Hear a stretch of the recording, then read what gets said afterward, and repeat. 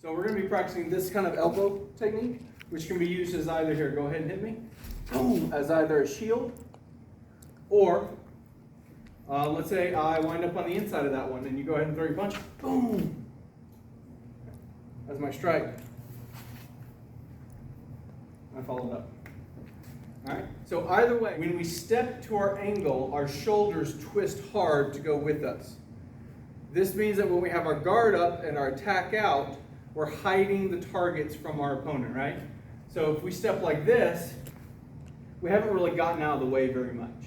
We step like this, boom, or boom, we get out of the way. So just punch at me. I'm right here. All this is facing him. That could have hit me, and it wouldn't have even been a glancing blow. Whereas if I step at my angle, it gets me out of the line of fire. But I can move in on him pretty easily.